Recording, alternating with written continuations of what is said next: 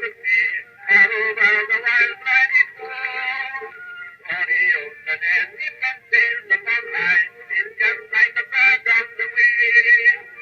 And when the shadows of evening draw nigh, he'll stand to my window and sing. Hello, everyone, and welcome to Airship 27's podcast number 64. I'm Chief Engineer Rob Davis here along with my co-host, Ron Fortier. Hey, Rob. How you doing, buddy? Doing good. Still staying in for the most part, and got my mask in case I do have to go out. Feel like the Lone Ranger sometimes. No fooling, huh? The masked man. Who'd have Masked man, yep. Who'd have thunk it? All right. Hey, look, episode number 64. And as I was just telling Rob before we went on the air, initially this wasn't going to be a long show, but as it turned out, we've got some rather special announcements to make, which will pretty much fill this hour rather quickly. So without much ado, guess who has the first bad joke of the episode? Yours truly. So here we go. Get your bar bags ready. All right. Here we go. All right. At school, little Johnny's classmates tell him that most adults are hiding at least one dark secret. And he goes, "What's that all about?" And his friend tells him, "Look," he says, "what you got to do, Johnny, is when you go home and you see an adult, you just look at him very seriously and you tell him, 'I know the truth.'" Well, Johnny said, "What have I got to lose?"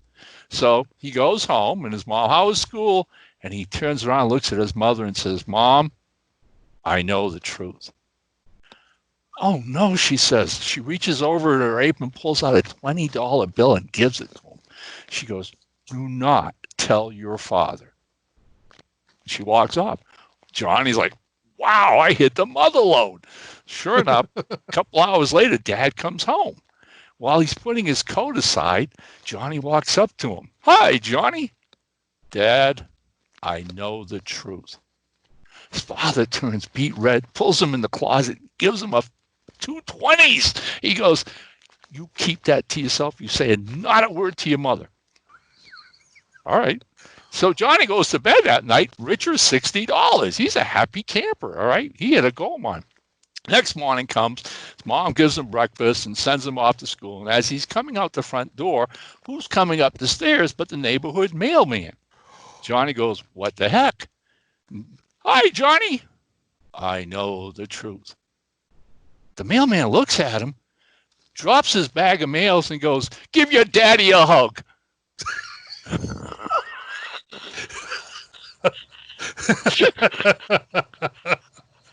Oh, no. I thought that was appropriate for Father's Day. I mean, Yeah. Oh, my. Okay, and another one we can't forget, folks. Oh, my Lord in heaven. All right. Do you want to take the big one? Well, Or up to you, buddy. Okay, this is what's really kind of animated both of us the last couple of days. So anyway, Airship 27 and Radio Archives team up. We're thrilled to announce the newest promotional event orchestrated between Radio Archives and Airship 27 Productions. For a very limited time, Radio Archives will be selling their Doc Savage and The Shadow bargain pack containing 14 double novel pulp reprints, say that 5 times quick, that features 7 classic Shadow pulp books and 7 classic Doc Savage books. This is 28 pulp novels for the low sale price of $56. Now, here's the cool part. Along with this purchase, customers will receive 25 Audible.com codes redeemable for 25 Airship 27 audiobooks at no extra cost. Postage is $4, and Radio Archives will select the 25 audiobooks you will receive. Don't worry, there will be opportunities for buyers of the bargain pack to get codes for all 147 Airship 20 audiobooks on Audible, Amazon. Podcast listeners can go to, and we'll have this in the show notes, http www.radioarchives.com /product-details.asp ? Product code equals $59.99.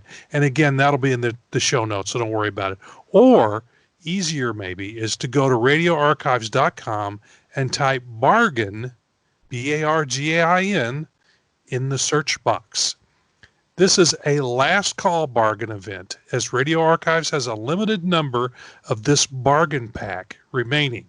As each purchase is finalized, you will receive 25 promo codes and a URL link to redeem them at audible.com. There's no cost to redeem the codes at Audible. You will have a library of 25 audiobooks of the best new pulp adventure titles from Airship 27. You'll be able to stream or download the audiobook to your smartphone, tablet, or computer. You own the audiobooks for your lifetime. This is a fantastic deal not to be missed. Pulp fans can get 14 mint classic pulp reprint books plus 25 exciting Airship 27 audio experiences. Airship 27 is one of the leading pioneers. This is all from the press release. Airship 27 is one of the leading pioneers of the new pulp movement, and Audible contains 147 of their thing for its taste. Don't waste another second. Again, once the audiobooks are gone, the event ends. Now you have a couple of those, don't you, Rob? I do. Yeah. You got the bargain pack at one time. Yeah, I did some logo work for Radio Archives, and rather than have him try and cut me a check, or he had these bargain packs, and I don't have any Shadow or I think the other one was the Spider.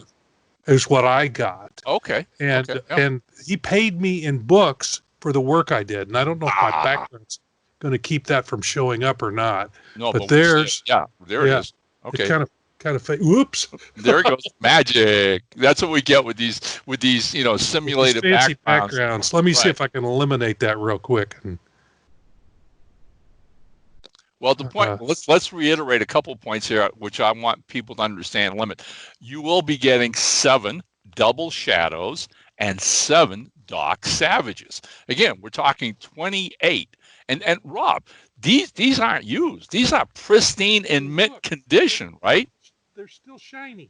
Yeah. And look, there's the crisp corners. They're still in the box. Yeah. I mean, and then here's another one. I know it's a steal. I mean, the books. For these, it's a steal. Right. Look at the price, $12.95. Right. I mean, it's crazy. 14 books, 28, classic pulp adventures, and then on top of that, you're getting codes for 25 Airship 27 audiobook titles. All right. I mean, come on. It's like early Christmas, buddy. You know what I'm saying? And so, as Rob said, we do have URLs, and the idea is when we say show notes, when this is posted at YouTube, we will obviously make the rounds telling everybody that the new podcast is up. I will put those URLs in the comment section at YouTube. It'll be the first comment after the show is posted. Well, I can put it in the description of the episode as well. So right. I'll put it in there, but it'll also be in the comments. And later today, even prior maybe to having the actual video out, we have done a press release. And Rob did a really great visual advertising to go with it. And I'll be posting that on Facebook and every other pulp site that we know. So again, the one thing you want to keep in mind, Loyal Airmen, is again, Radio Archives has a limited number of these special packs. And once they're gone, they're gone. Yep. So, I mean, like Rob, if you've never read Classic Shadows or Classic Doc Savage, this is the way to do it for peanuts and to really have some beautiful books to add to your library. Absolutely. So, hey, hats off to Radio Archives, okay, for Yep. wanting to do this and for inviting Airship 27 to participate. Believe me, they've produced those 147 Audible Airship 27 books. I have several already. They're fantastic. If you're into audiobooks, you're going to love these, believe me. This is your opportunity to try them out. Yep. I mean, Exactly. if you've never done it, if you've never done an Audible book or an audio book of any kind before, this is one way to check that out. At a pretty decent price and get one heck of a package. So, Pulp fans, this is pretty cool. Here we go. All right, now let's get on to other agendas as it rolls along. It's our Who's Who in New Pulp update. All right. As of today, we actually have only 9 more days until the 25th of June, the deadline for entries. And we are happy to announce, as of this afternoon, we have approximately, I did a count, Rob, and man, sitting there going, blah, blah, blah. I did it several times, okay? But I think it's clear to say we've crossed the 200 mark, Mario, and I think we're at approximately 205 entries. All right, we reached your threshold. as expected, I've gotten like 2 the other day, 3 today. Going into this final, last 9 days, I'm expecting to see a lot more. All right. Again, it will be interesting to see where the final number ends up. Honestly, the list of names in this directory is mind-boggling and very representative of the new pulp community as it exists today. It is our sincere hope that those who participated will be happy with the final book and that it will become an important tool in recording the history of the new pulp community. We also hope it sells like hotcakes so that we can send a whopping big check to the folks at St. Jude's Children's Research Hospital when all is said and done. Yes. Anything that's going to help save kids from cancer is a positive. Okay, so whether you just gave us an entry and helped us to come together, you're a part of this. Thank you. And for all those who end up buying the book once it's available, again, that's the cause this is all about. So we really want to thank you for joining us and helping us get this off the ground. Okay, cool, buddy. Cool. Yep. All right. Now, released since our last show. After some unexpected delays along the way, we finally did get a new title out and are thrilled with it.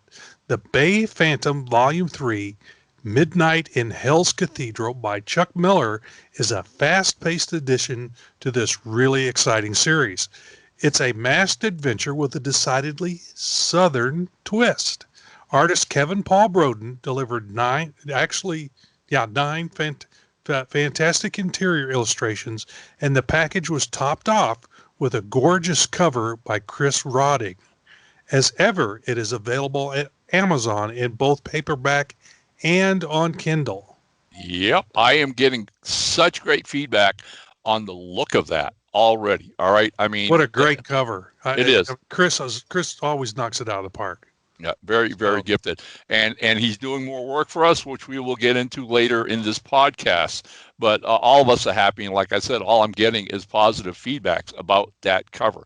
And again, as anybody knows, marketing is what sells books. So, we take a little care in seeing how our books are packaged, and that one is doing its job. This is the 3rd book in the Bay Phantom series from Chuck Miller. And if you've never read any of them, you are in for a treat. You don't have to read them all right? The books are individual and can stand on their own. But believe me, there are subplots. And then should you read all 3, there's an even bigger punch for doing so. So there you go. What's coming next? Well, as ever, this is always a mixed bag, all right?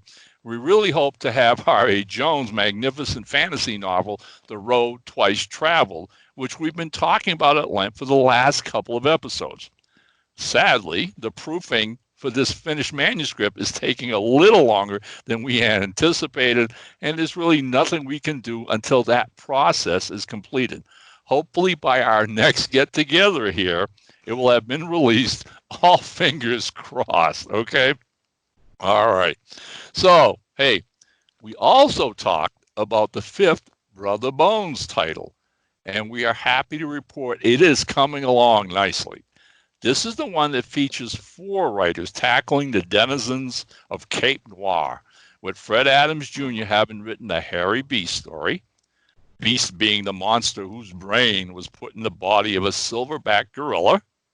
Following this is Andy Fix, who delivers an action-packed tale of Cape Noir's very own sexy vampire sister Blood.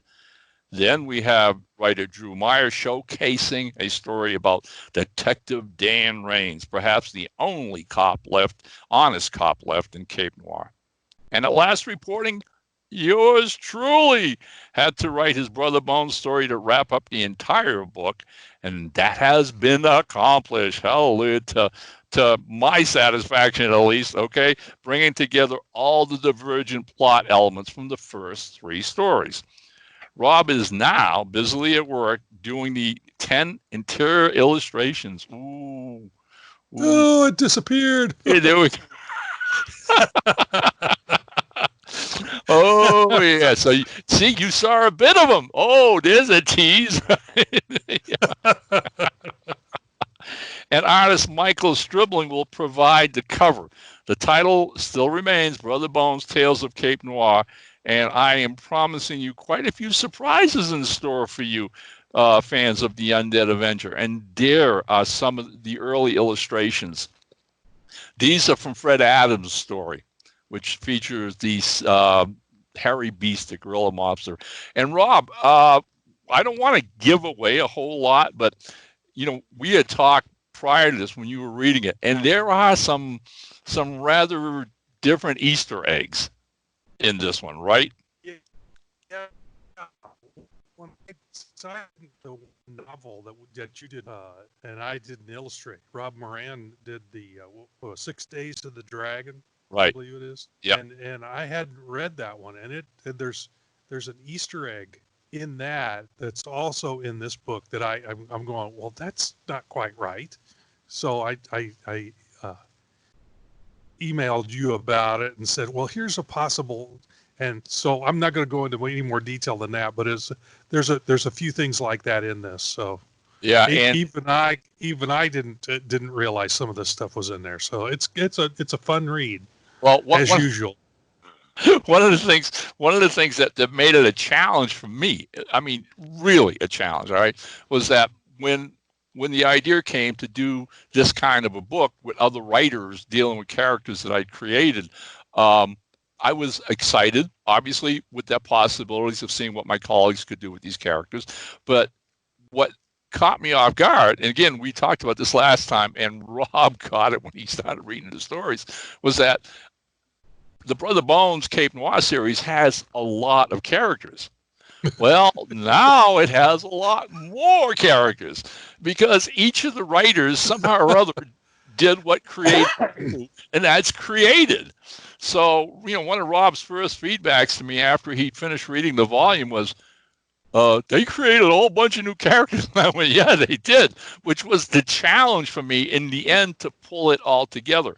And one of the tricks that I used to do that, and I am going to put out a little tiny hint, but believe me, you have to read it, okay, is there was a way to tie Brother Bones with another Airship 27 series. Yeah. And that's all I'm going to say. I'm not going to say, but I think fans who read our books and whatever are going to be in for a little surprise. Rob, why don't you take the little tiny epilogue to this? In the agenda. Yeah, speaking of the Undead Avenger, yep. It is beginning to look like 2020 is going to be good to Brother Bones. Last month, we told you how the origin story graphic novel was now underway with the recruiting of artist Chris Nye on the project.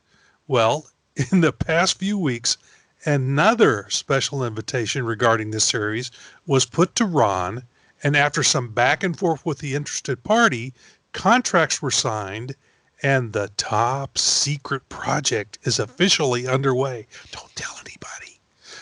We really aren't at liberty to say anymore. Stay tuned. Oh yeah. Okay. We really can't give out any more information right now. Yeah. We're just teasing you. Okay, it's one of those kind of things where I am going to be very happy when the party of the first part. Okay, you sign these legal papers, right? It's their baby. It's their ball game. I'm invited, and so any kind of press release or official announcement does have to come from that end. All right, but I can tell you it's about Brother Bones. And let your own imagination run wild with that. Hopefully by episode 65, I think they're getting ready, Rob. They have a marketing facility, and I think they're getting ready to do press releases and whatever within the next week, 2 weeks at most. So hopefully by the time we all get back together again for episode 65, this should be public news, and we can talk a whole lot more about it. Yeah, and at least by maybe the podcast after the next, but that gives them another 4 weeks to put things together. But I think we may hear more. We may have more for everyone. Let's put it that way. So like Rob said, 2020 could easily be the year of the Undead Avenger. Let's keep our fingers crossed and see where this goes. All right. Now, one of the things that we're currently involved with, again, working on what's coming, is a very, very special Sherlock Holmes collection. As most of you loyal airmen already know, Airship 27 Productions' best-selling series of books is our Sherlock Holmes consulting detective titles, of which we have thus far published 15 volumes. A major part of that success is due to British writer I.A. Watson, who's had a story in every single volume. Not only that, but he's also written the Holmes and Houdini book, which was another really good seller for us. Recently, Ian wrote to say that over the past few years, he had written other Sherlock Holmes tales for other anthology collections from other publishers in the new pulp medium.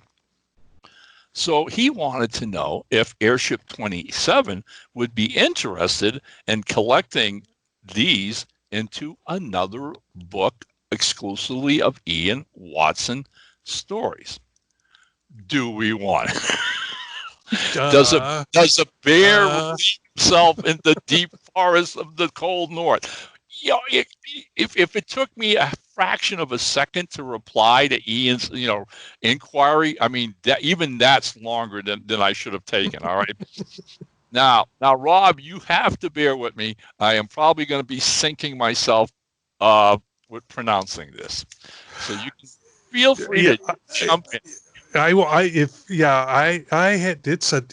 humdinger of a word. I am going with syllables here. Okay, yeah. Right. Take your time reading it because this is a mouthful. Oh, Ian, buddy. The title of which will be the see, I'm tripped up. Incunabulum. Nicely said. The Incunabulum. Strike up the band. I can hear a melody.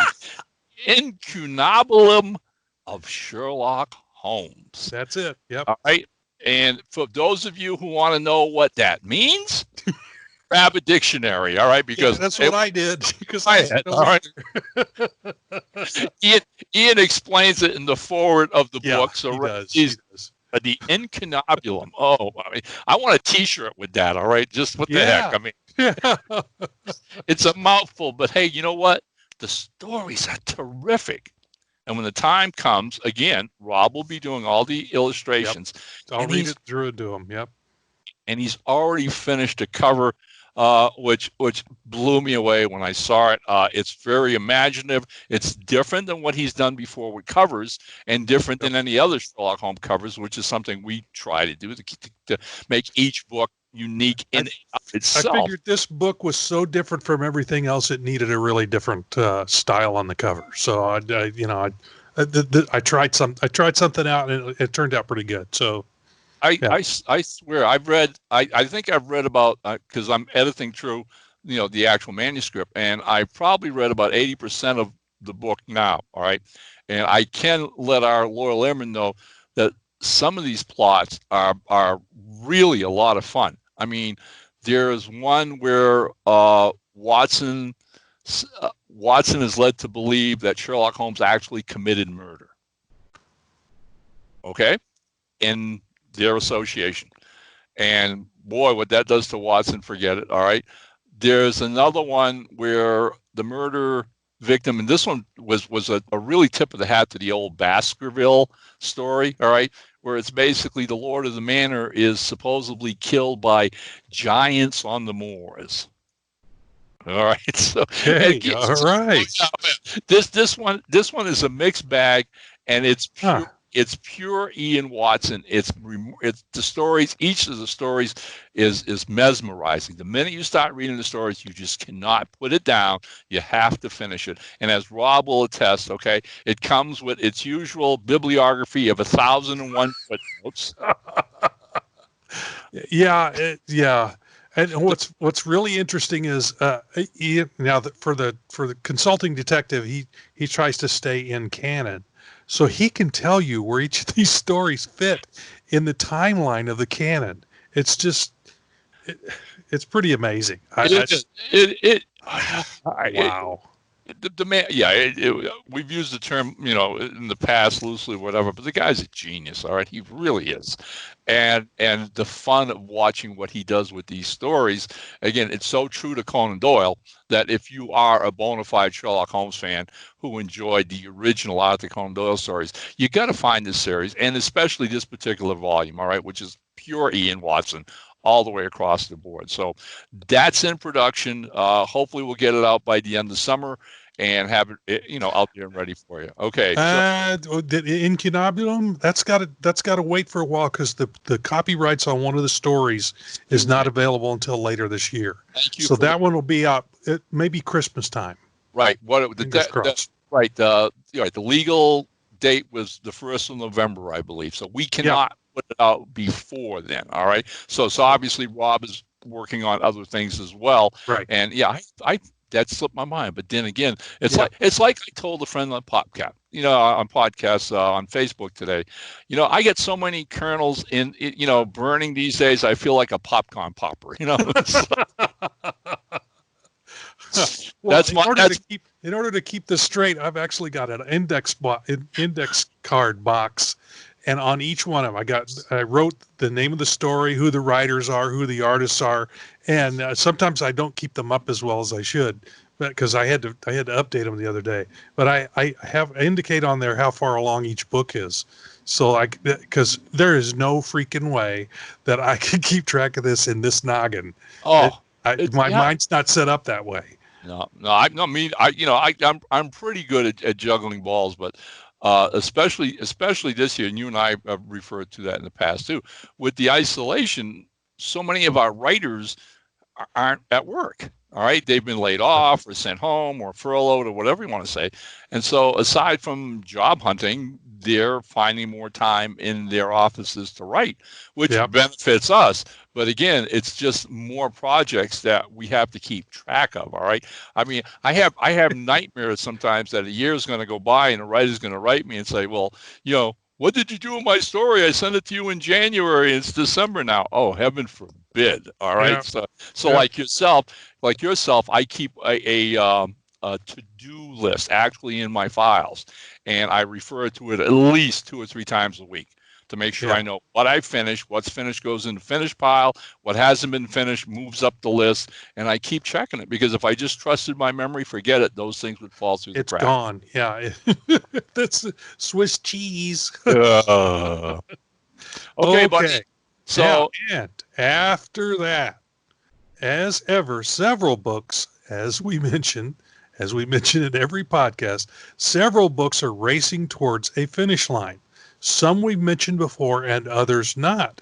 We will have Bass Reeves' Frontier Marshal Volume 4 in the pipeline, with all stories in from Mel Odom, Terry Alexander, Derek Ferguson, and Ron Fortier. I've already finished the cover, while Howard Simpson, who insisted on doing this one, I think in honor of his father or his dad. Who's a big Bass Reeves fan. So Howard's doing all the interiors on this one. So, and if he's a big fan, he's going to knock this out of the park. Is now hard at work on the interior illustrations. And also in the pipeline, we have Dan Fowler, G-Man Volume 3. This one features stories by Whit Howland, Gene Wyers, Aaron Powers, and Fred Adams Jr., the prolific Fred Adams Jr. Whereas we were so happy with the results of the new Bay Phantom book just released, we went and brought back that same art team for this volume, meaning Kevin Paul Shaw Broden is busily at work on the interior illustrations, and Chris Rodding will be delivering the cover. Another title that has excited us is the Three Musketeers' New Adventures, with 2 short stories by Paul Beal, Alan Porter, and a novella by Joel Jenkins.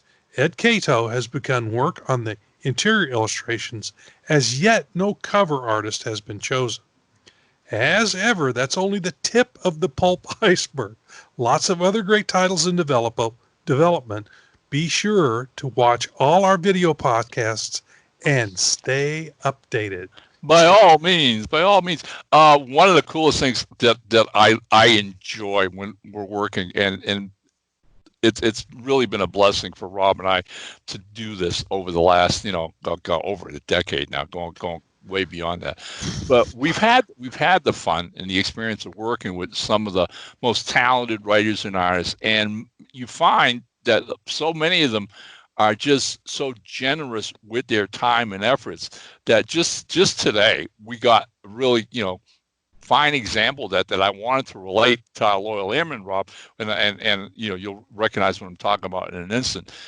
Kevin Broden loves working with us, and that's so obvious, okay? Whenever we give him a project, he delivers it so fast. He turns in interior illustrations, lickety-squid. Yep. His major dream in life is to be an illustrator for Pixar, Disney, and whatever, and I really hope that eventually happens. The guy deserves it. But what I'm getting at is, so when artists get my edited manuscripts, there are places in the manuscript that I bold in big black letters with editorial comments, which Rob will later take out when he's assembling the book.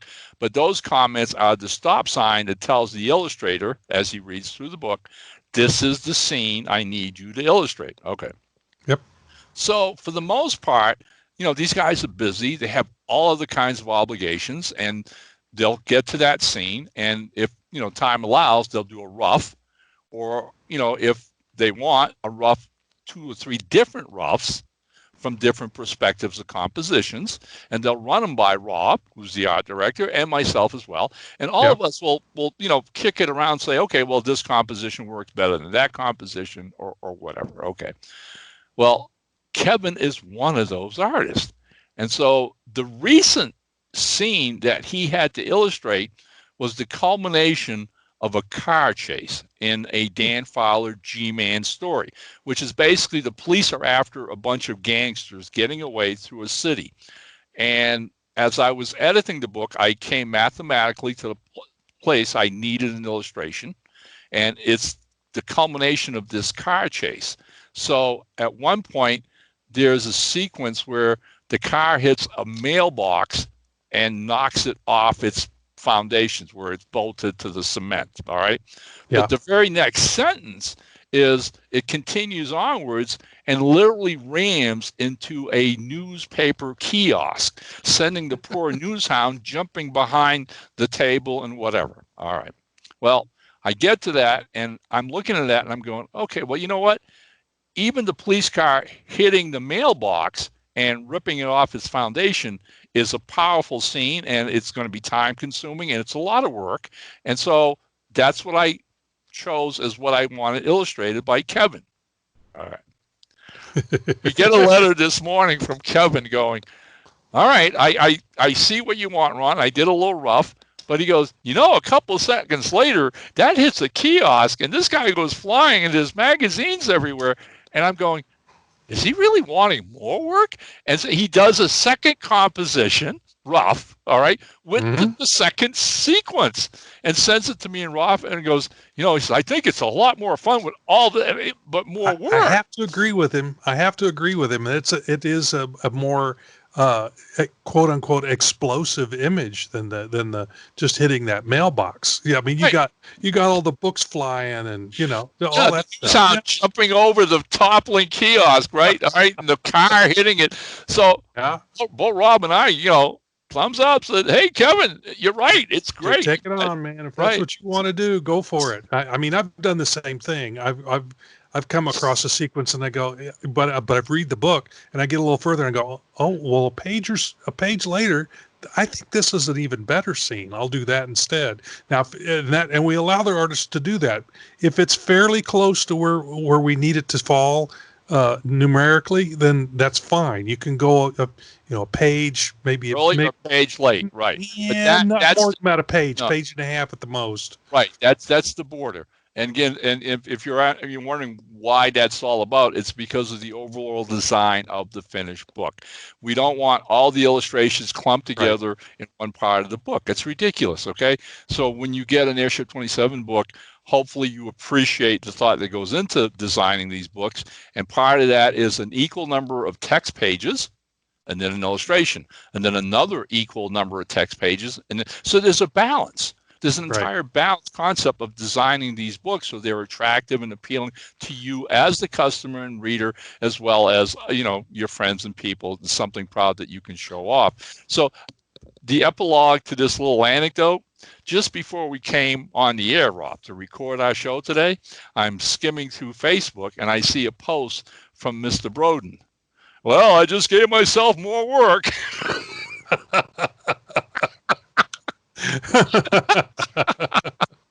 Well, and the thing about this is every artist wants to draw the really the big car chase, the gun fight, and all that. But if we're breaking it down by numbers, it doesn't always fall in those sections. So you got to find, as I call it, the heart or the emotion of that scene and illustrate that. That can be actually tougher to do than an action scene. So I find it a challenge to try and find the emotion in every scene. We've done hero books where the mathematical illo scene page didn't include the hero at all. We've gone like 4 or 5 illustrations, and you're like, well, where's the black bat? Is he in this book? Yeah, well, yes. Even all the action takes place in the text between the illustrations. Yep. It is what it is. All right. So again, and believe me, as not only an editor and publisher here, but as one of the Airship 27 writers, I am always given thought as I'm writing my stories, knowing that this is eventually going to be sliced up, and doing this to the publishing gods. Please let me have one good action sequence. So happily, the Brother Bones new anthology fell on some very good scenes, some really good scenes. I think Rob's going to have a good. Well, he already has. One that I showed off now. I really like that one because you can say it's one of those scenes where both the characters, you can read their body language and get the feeling of the scene. So that was a real challenge and kind of fun to do. That one I showed off earlier, and then the first one. Yes. Yeah. Yes. Yeah. Anytime we get to see Harry Beast, I am in my. I love it. And, so anyway, that's what you get coming forward. That's what this is all about. And that is pretty much our agenda for episode 64. But happily, we have 2 questions. The second one, I consider very mute now, and I'll explain that in a second. Yeah. But Rob, you want to read the first question, or do you want me to do it? Okay. From Noel Deal. No. Above it. Oh, I'm sorry. I've got this on my screen here in front of me, and I scrolled down too far. From Mark Allen Van. A while back, I believe you guys discussed how the current New Pulp state stood up compared to how it was a number of years back. I am curious to see now, with the who's who in New Pulp progressing, how you currently feel. Has it been stagnant, or has it seen some development? I think it's a living thing and has gone through ups and downs as anything where human beings are involved. So from my vantage point, it looks healthy and continues to move ahead. But again, it's had ups and downs. So, but I think it's healthy at this point. Well, I think his question, was prompted by the Who's Who project. But Right. let's make something clear here. And I guess again, this is all tied with the whole COVID-19 thing and creators having a lot more time on their hand, so that our Who's Who project is something outside the norm. Okay, Yeah. and it exists because of that. But the idea is Tommy Hancock at ProSay did his own special event this year. And again, I think somewhat predicated because of the virus and the isolation. And Right. this was done months ago, where Tommy got this phenomenal idea for this amazing project, all right, dealing with an old classic pulp publisher called Saint Germain Press, and put together, and I've mentioned this before on the air, but this was in a normal year where we were doing our normal books and we were going to conventions and traveling. Yeah. Maybe big projects like this wouldn't have been so, eager to take on, because it's a lot of man hours, a lot of labor and whatever in between, again, traveling, going to shows and whatever. Whereas none of that was going to happen. Tommy saw, basically the light at the end of this tunnel and said, you know what, this is the time for a special project. And he launched this whole thing, got 44 of us writers on board with him, which is an amazing amount. Basically, all 44 are involved with something like, I think it's 6 or 7 books, anthologies. Most of the stories are now coming in. And Tommy is juggling a lot of balls, but he can do this now to the point where, besides his other stuff. So that was my inspiration for thinking, well, okay, Rob and I are doing the normal Airship 27 activity, and we're seeing, as I said, a lot of new contributions coming in. Man, we've gotten new artists to come work for us. We've gotten new scripts, all well and good, but wouldn't this also be time to do something really unique? And thus was born the Who's Who project. So, Mark, I think, and I totally agree with Rob, I think New Pulp is a living thing. But I think as every year goes by, we tend to bring in more and more people into it. I think that's a given, right, buddy? I mean, from the time you and I first went to that first ever Windy City, all right. I mean, people didn't even know what the phrase meant, let alone be a part of it. Whereas today, putting the Who's Who package together, it boggles my mind to realize that every day, every week, every month, more and more young writers are coming into this and enjoying it, discovering it. And so really what I think I can say in all honesty is the community is expanding. It is expanding with creators. I would give you that. Yep. And I would give that. Yep. And with that comes new publishers. Okay, because ultimately you go, okay, well, I've got a handful of people I can send stuff to. Other entrepreneuring people are going, well, maybe it's time for me to start my own publishing house. All right, I think Jim Beard and was it Flinch Books? Flinch Books, right. Good stuff. Beautiful cover. It's great stuff. By two guys who've been a part of this community from the get-go, who realized, hey, you know what? We could be doing this ourselves, and they launched their own title. So now we have another publisher out there. So I think it's growing. I think New Pulp is growing at a steady pace, which I think is phenomenal. Hopefully, I would like to see that evolution move into other media, and maybe we gave a little bit of a hint about that. It's something that's been bandied around by colleagues over the years, all right? Because it's my sincere, honest feeling that if ever anything New Pulp crosses over into another media, it will herald the next evolution of what New Pulp is. So fingers crossed, let's see what happens, and we're on the cusp of that. Now, Second question came from Noel Deal, and his question was pretty much muted with our announcement already, which was Doc Savage, The Shadow, The Avengers. Are you able to bring them to life on CDs? Well, that's already been happening for years now with outfits like Audible and specifically Radio Archives. Radio Archives has been doing dramatizations of Doc Savage books that were actually written by people like Will Murray, who took actual books and turned them into radio plays that they produced. Never mind on top of recording, doing readings of the Spider, the Avenger, and all these classic pulp characters. So Radio Archives is the answer to your question, Neil.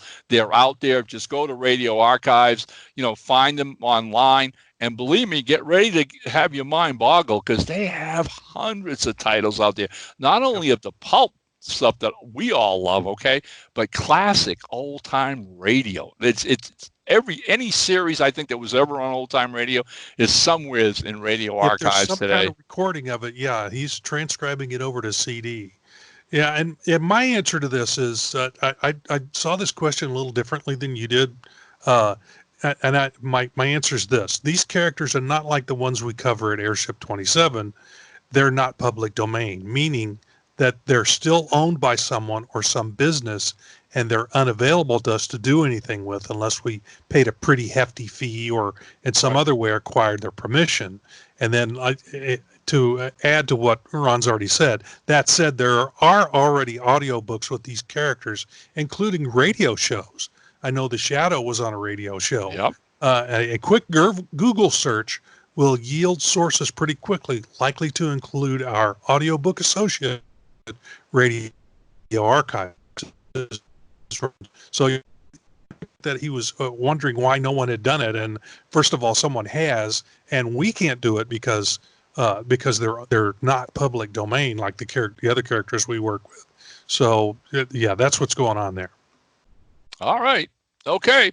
Hey, to both of you, thanks for the questions. Really appreciate them always. Okay. Yeah. Yeah. It's fun to look at things, and when you ask us questions, it's maybe some things that we haven't looked at in a while or thought about. Again, like the thought of new pulp and its pulse, etc. So we really appreciate those. Keep them coming. All right, buddy. Is there anything else we need to cover this episode? None that I can think of at the moment. I don't know. We did announce that we're not going to any conventions this year. I think we did that last time. That's a sad fact of the way things are at the moment. That we had to cancel both our trips to Windy City and Pulp Fest. But there'll be some pent up interest by the time we get to do this next year. God willing that they were all able to travel by then. Right, fairly safely, but that was a sad thing. That'd be the only other thing I'd bring up. But I think we're gonna. It's time for Rob's bad joke. Get ready, here it comes. All right. Every Wednesday night at St. Rocco's Catholic Church is a marriage seminar for husbands. One night, Father Gill asked Fabio to share his secrets for staying happily married for almost 50 years. Fabio explained that he tried to treat his wife nice, buy her a few things, and best of all, he took her to Rome for their 25th anniversary. Father Gill asked, "So what are you going to do for your 50th? Fabio proudly answered, "I'm going to go pick her back up."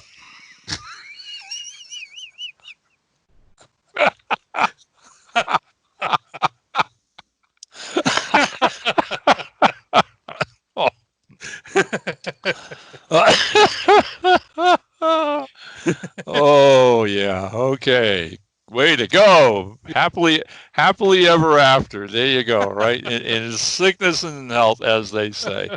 Oh, well, hey, look, we did it. We wrapped it up. And there's another hour you can't get back, folks. No, they're gone. They're all gone. Every single one of them. I am going to be sending this link out via the Airship 27 update to all our friends out there, and of course all over Facebook when we get it. We're averaging approximately 100 views per episode now, which is absolutely great. Honestly, okay. Rob and I could not be happier with that kind of following. Thanks to all of you. We really, really appreciate you, spending this wacky hour with us once a month and keeping us on our toes, if you will. So again, look for us next month in July for episode 65. But until then, Rob, go ahead and sign us out. This is Chief Engineer Rob Davis signing off.